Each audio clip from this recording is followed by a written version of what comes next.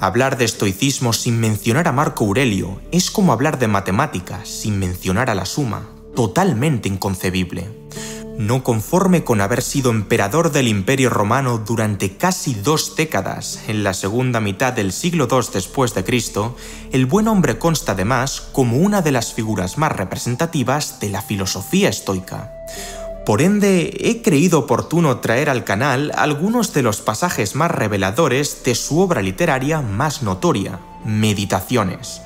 A grandes rasgos, allí encontraremos reflexiones acerca de temas tan diversos como la condición humana, la vida, la muerte, el universo, la creación, la moralidad, la fortuna, los valores, etc.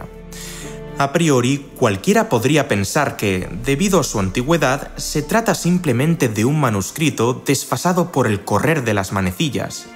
Nada más lejos de la realidad, los principios que el afamado soberano esbozó en los 12 tomos que componen este libro gozan de una considerable aplicabilidad en el mundo contemporáneo.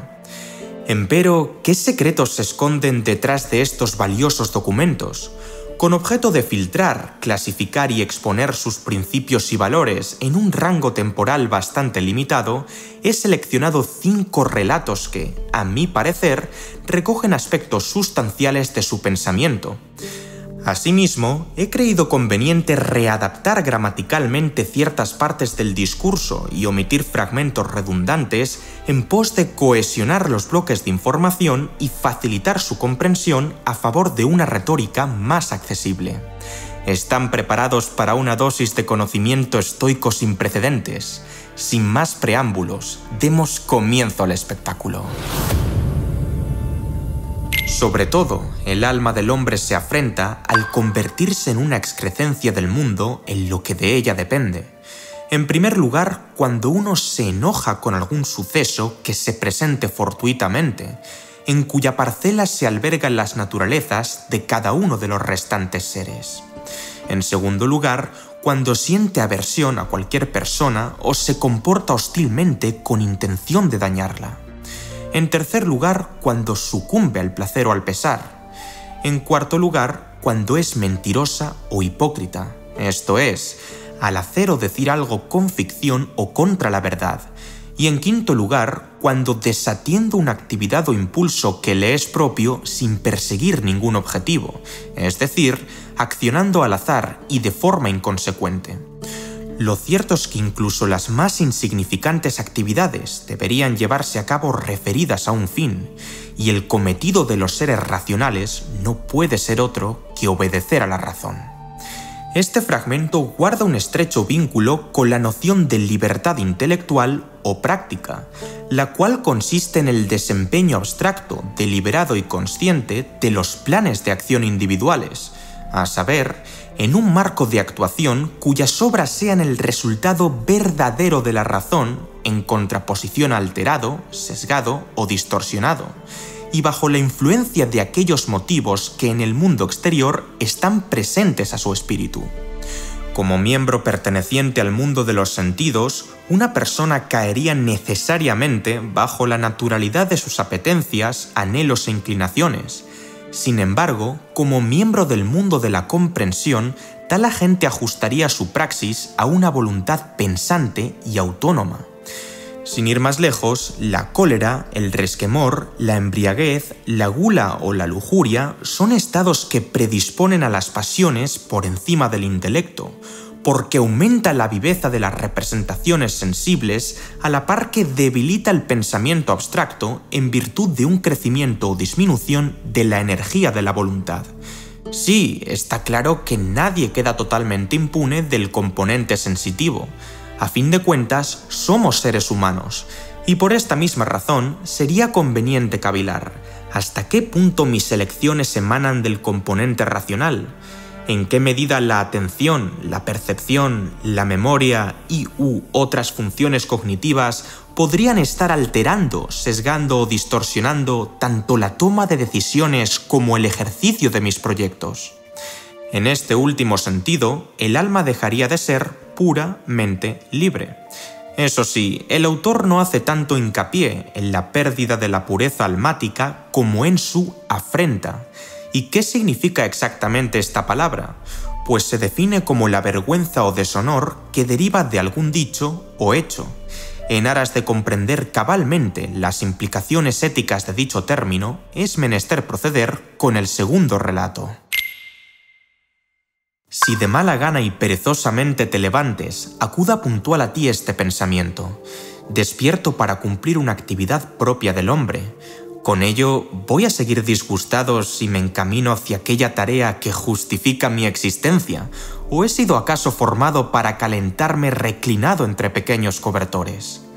Aún así, habrá quienes justifiquen que lo segundo es más agradable, a lo cual respondería: ¿entonces has nacido para el deleite? ¿Estás diseñado para la pasividad o más bien para la actividad? ¿No ves que los arbustos, los pájaros, las hormigas, las abejas, los peces y el resto de seres vivos cumplen su hilación propia y con ello contribuyen por su cuenta al orden del mundo?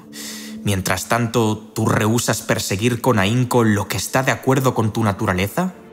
Ante esto, habrá otros que repliquen que reposar es también necesario. Es cierto, yo también lo mantengo. No obstante, incluso el reposo ha sido delimitado por la naturaleza, así como la comida y la bebida.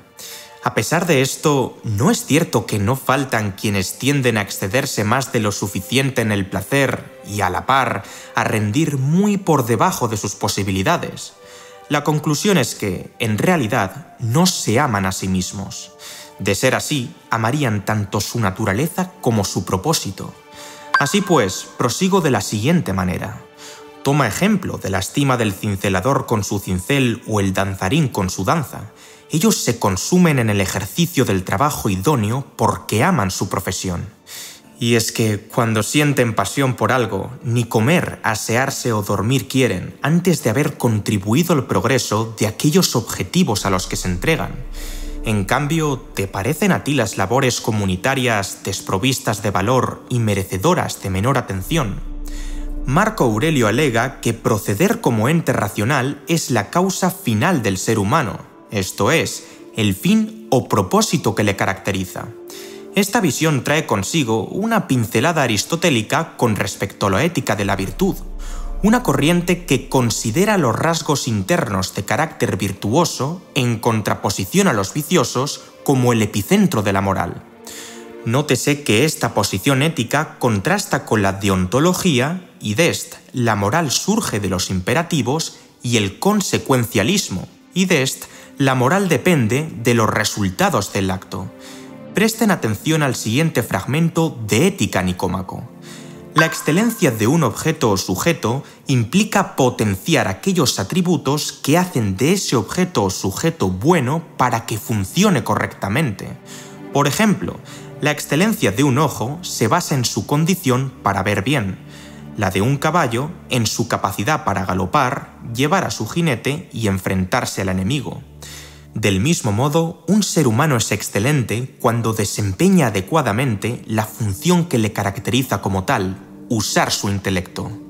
Es precisamente el conjunto de procesos cognoscitivos que dan pie al tratamiento eficiente de la información, véase, asociación, interpretación, lenguaje, etc., lo que posibilita que la capacidad cooperativa del sapiens alcance dimensiones desconocidas con respecto a otras especies. Y es que la participación en la vida colectiva resulta de vital importancia para Marco Aurelio. Si la inteligencia nos es común, también lo es la razón, y por aplicación directa, aquella que ordena lo que debe hacerse o evitarse. Concedido eso, también la ley nos es común, lo cual nos convierte en ciudadanos. Y como participantes de una ciudadanía, el mundo puede concebirse como una ciudad. En definitiva, la naturaleza del hombre es la de un animal racional y social. De ahí que virtudes éticas como la justicia, la libertad, la sobriedad, la moderación, la honestidad, la vivacidad, la empatía y el honor sean ensalzadas por el filósofo romano. Resaltan la condición natural de un ente que piensa y en adición piensa acerca de su pensamiento. En términos coloquiales, un ser que piensa dos veces las cosas. Cuando un alma se agravia al caer en el vicio por las razones previamente mencionadas, la consecuencia directa es que se desliga de su parte más esencial para convertirse en un receptáculo concupiscible. Te afrentas, alma mía, y ya no tendrás ocasión de honrarte. Breve es la vida para cada uno. Tú prácticamente te has consumido y, sin embargo, haces depender tu buena fortuna del alma de otros.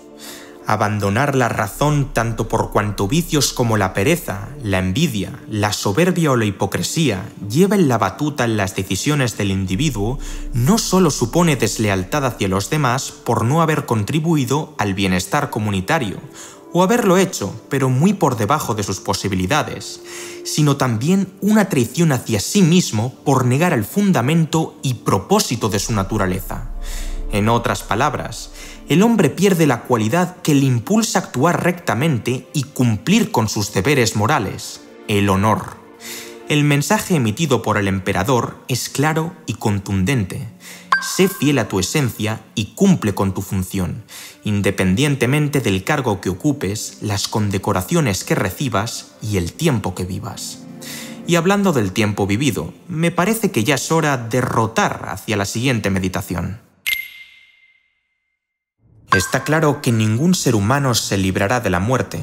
No obstante, no solo debe tomarse en cuenta que la vida se va gastando día a día y nos queda una menor parte de ella, sino también que no está claro si la inteligencia será igualmente capaz en adelante para la comprensión de las cosas divinas y humanas. Y es que, en caso de que una persona empiece a desvariar, cabría esperar que no le falten funciones básicas como la respiración, la nutrición, la imaginación o el instinto. Sin embargo, otras facultades como disponer de sí misma, calibrar con exactitud los deberes, analizar los fenómenos aparentes o detenerse a reflexionar sobre si ya ha llegado el momento de abandonar esta vida, precisan un ejercicio exhaustivo de la razón. El problema es que la razón se extingue antes que el cuerpo. Así pues, conviene apresurarse, no solo por estar a cada instante un paso más cerca de la muerte, sino además porque cesa con anterioridad la comprensión de las cosas y la capacidad de acomodarnos a ellas. Cuanto más pensamos en la muerte, menos queremos hacerlo.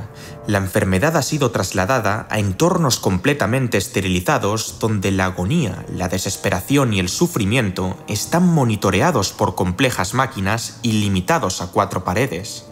En medio de una tormenta mediática que rinde culto a la belleza cosmética, la opulencia material y la pureza corporal, es inevitable que uno tienda a pensar que su deber moral es sublevarse contra la muerte en pos de alcanzar la juventud eterna. En definitiva, queremos apartarla, evitarla e incluso someterla a tela de juicio. Acorde a los estoicos, esto no es más que una utopía, una receta perfecta para darse de bruces contra la realidad. En este sentido, el pensador no solo nos invita a no menospreciar a la muerte, sino a darle la bienvenida, pues no deja de ser un componente más del flujo de la naturaleza humana. Una persona sabia conmemora la muerte, no con impaciencia ni con indiferencia o desdén, mas viéndola como una parte fundamental de la vida. En vez de apartarla ilusamente de nuestros planes cuidadosamente confeccionados como si de un intruso se tratara, ¿no sería más apropiado aprender a mirarla con otros ojos y tenerla en cuenta a la hora de tomar acción? De hecho, Platón ofreció como tesis que la dedicación a la filosofía constituye una preparación para la muerte. Los hombres que filosofan en el recto sentido de la palabra se ejercitan en el morir. Con arreglo a lo mencionado, Marco Aurelio considera de vital importancia aprovechar la abundancia de recursos físicos y mentales que alcanzan su clímax durante la juventud, y ya no se refiere únicamente a que la edad traiga consigo el declive de factores fisiológicos, tales como el progresivo incremento del cansancio y la disminución del rendimiento físico y las habilidades motoras. Sobre todo, lo que merece para él exhaustivo miramiento es el deterioro cognitivo que trae consigo el envejecimiento. En lo que a este punto respecta, el psicólogo Raymond Cattell estableció una clasificación de la inteligencia en 2 tipos distintos. En primer lugar, la inteligencia fluida es la capacidad de adaptarse a situaciones emergentes y resolver problemas novedosos de forma flexible, esto es, sin que el aprendizaje precedente constituya una ayuda determinante para su manifestación. Básicamente, está configurada por aptitudes primarias como el razonamiento lógico, la rapidez intelectual, la memoria asociativa, la identificación de patrones, las relaciones y clasificaciones figurativas, etc. Dado que alberga un componente hereditario mucho más significativo en comparación con la otra variante, la inteligencia fluida comienza su descenso entre los 20 y los 30 años de edad. Puesto en palabras llanas, cada vez nos irá costando más reconocer patrones lógico-matemáticos, adquirir habilidades sin experiencia previa y manipular información a tiempo real y de forma veloz, precisa y natural. En segundo lugar, la inteligencia cristalizada es el conjunto de capacidades, estrategias y competencias que representa el desarrollo cognitivo alcanzado mediante el aprendizaje del sujeto. Fundamentalmente, está constituida por aptitudes relativas a la comprensión verbal, el establecimiento de relaciones semánticas, la evaluación de las vivencias individuales, el establecimiento de juicios, los conocimientos mecánicos, etc. Debido a que es adquirida a través de la experiencia, el decaimiento de la inteligencia cristalizada es menos pronunciado y más tardío en comparación con la primera variante. Y he aquí el quid de la cuestión. Una persona cristalizará efectivamente su intelecto en la medida en que invierta su inteligencia fluida histórica en experiencias de aprendizaje. Por tanto, siendo conscientes de la prontitud con la que la fluidez intelectual alcanza su pico más alto y por consiguiente de la anticipada depreciación de la agilidad mental innata, mediar los quehaceres más enrevesados, encarar los retos cognoscitivos más demandantes y encauzar el tránsito vital durante la adolescencia y la adultez temprana es crucial. Sí, es perfectamente lícito y también recomendable disfrutar de ciertas venturas que solo la juventud permite aprovechar en su máximo apogeo. Al fin y al cabo, uno no sabe cuándo llegará su partida. Aún así, han de ser conscientes de que postergar esfuerzo cognitivo a tiempo presente podría acarrear sacrificios mayores a tiempo futuro. No actúes en la idea de que vas a vivir 10.000 años. La necesidad ineludible pende sobre ti. Mientras vivas, sé virtuoso. Todo ello está muy bien, pero ¿cómo podría uno acondicionar su existencia para procurarse un retiro más pacífico? El tiempo de la vida humana es un punto, la composición del conjunto del cuerpo, fácilmente corruptible, su fortuna, tremendamente difícil de conjeturar, su sustancia, fluyente, su sensación, turbia, su alma, peonzante, su fama, indescifrable. En pocas palabras, sueño y vapor, lo que es propio del alma, guerra y estancia en tierra extraña, lo que es propio de la vida. Así pues, ¿qué puede darnos compañía entre tanta fugacidad e incertidumbre? Única y exclusivamente la filosofía. Y esta consiste en preservar el guía interior exento de daño y ultrajes, dueño de placeres y penas, dotado de propósito en su praxis, absuelto de mentiras e hipocresía, al margen de lo que otro haga o deje de hacer, y a la postre, aceptando lo que acontece en su vida como procediendo de aquel lugar de donde él mismo ha venido. Por ende, el máximo logro del filósofo es aguardar la muerte con la favorable convicción de que ésta no es otra cosa que disolución de elementos de los cuales está compuesto cada ser vivo, puesto que, si nada temible hay en el hecho de que los elementos en sí se transformen de continuo en otro, ¿por qué recelar de la transformación y disolución de todas las cosas? ¿No es esto acaso conforme a la naturaleza? Como bien expuso Jorge Luis Borges en sus escritos, la vida es corta y larga al mismo tiempo. Nuestra conciencia percibe el transcurso del tiempo cada vez más rápido, y a la par, la densidad de los sucesos, tanto favorables como desfavorables, a saber, la cantidad y magnitud de los eventos que acaecen, es muy elevada. Sumergido en dicha ironía, no es en absoluto de extrañar que el individuo estándar tienda a cuestionarse: ¿qué va a pasar? Sin embargo, es obvio que esto es una pregunta retórica. En realidad, nadie sabe lo que va a pasar. Por supuesto, la maquinaria abstractiva nos permite inferir, predecir, conjeturar, imaginar e incluso crear ciertos acontecimientos futuros. No obstante, el filósofo Lucio Anneo Séneca pronunció unas sabias palabras con respecto al trágico incendio de Lión en Cartas a Lucilio que esclarecen bien tal dilema. Una era construye ciudades, mas una hora las destruye. Bien, ¿qué quiso decir al respecto? Desgraciadamente, la vida está repleta de circunstancias difusas, caóticas, perniciosas y aleatorias sobre las cuales el sujeto no tiene conocimiento de causa. Y para más INRI, son difíciles o imposibles de anticipar y determinar con exactitud. De forma análoga a la muerte, ¿no sería acaso deseable contar con la incertidumbre en vez de rechazarla o temerla? En este sentido, Simon Hayek sugirió que una manera para lidiar con los factores emergentes es verlos como un huevo frito. Por un lado, la yema representa los aspectos de nuestra vida que se encuentran bajo control. Es más reducida en tamaño, pero muy intensa en sabor. Y es que nos encanta sentir que un determinado objeto, concreto o abstracto, se sitúa dentro de nuestra área de influencia, pues las expectativas que construimos en torno al mismo son más susceptibles de ser materializadas mediante un plan de acción. Por otro lado, la clara simboliza aquello que no podemos controlar. Por ello, es más extensa en tamaño y menos intensa en sabor. En efecto, el simple hecho de que algo esté fuera de nuestra potestad nos petrifica, disgusta y repele tanto que muchas veces preferimos hacer como que no existe, o peor aún, tratamos de ganar poder sobre dichos objetos desesperadamente. En contrapartida, los estoicos invitan al sujeto a centrar su atención y recursos en lo que sí depende de él, de suerte que acabe valorando positivamente aspectos como el esfuerzo y la responsabilidad. ¿Y qué hay de lo que no depende de nosotros?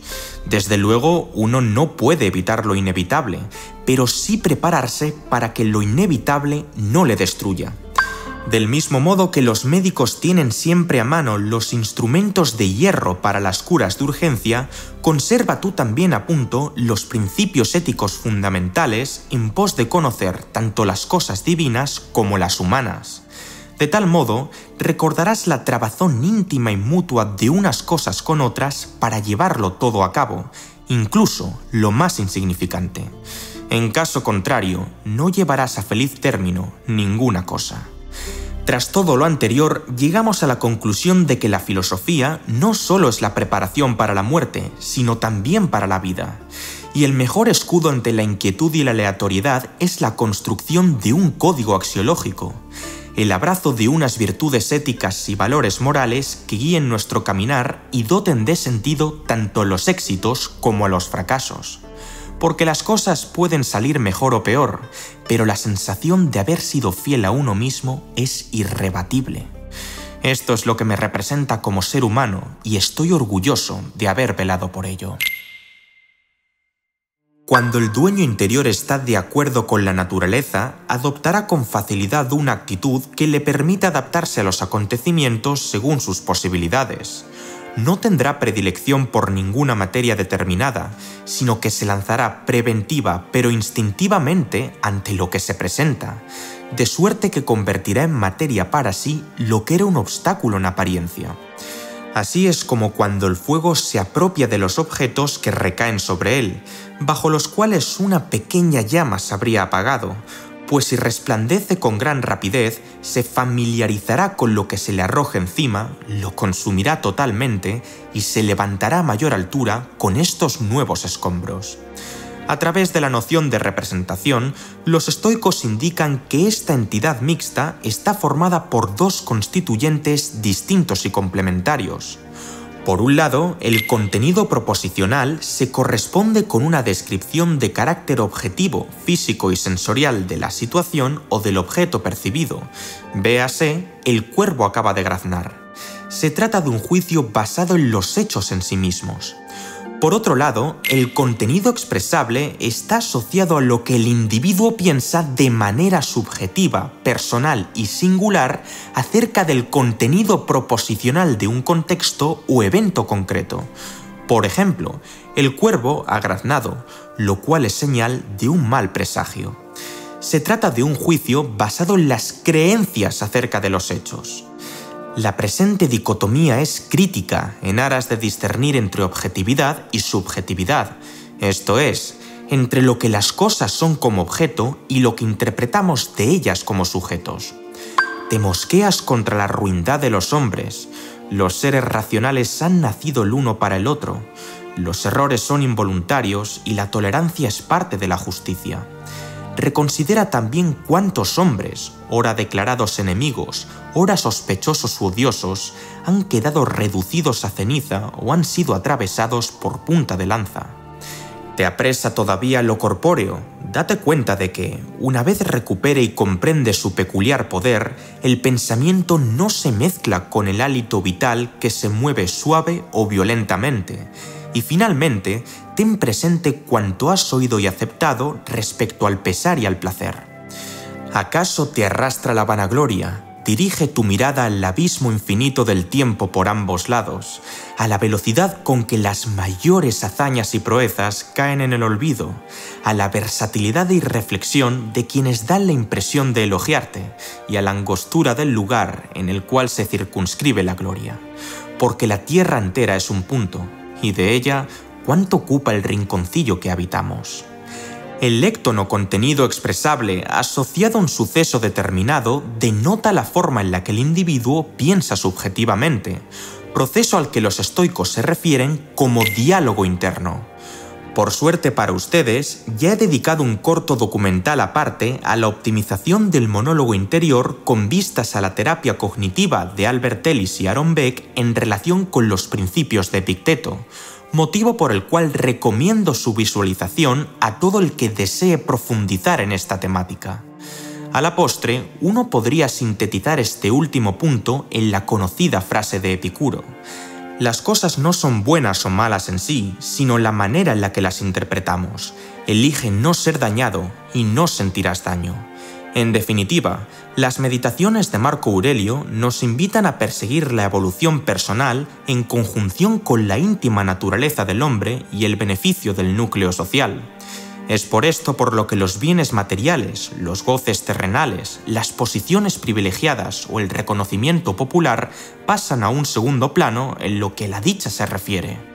Como toda filosofía, habrá cosas con las que concuerden y otras con las que discrepen en mayor o menor medida. Me encantaría leer su opinión en la caja de comentarios. Entretanto, concluyo con unas declaraciones de lo más inspiradoras por parte del emperador. No merezco causarme aflicción, porque nunca a otro voluntariamente afligí.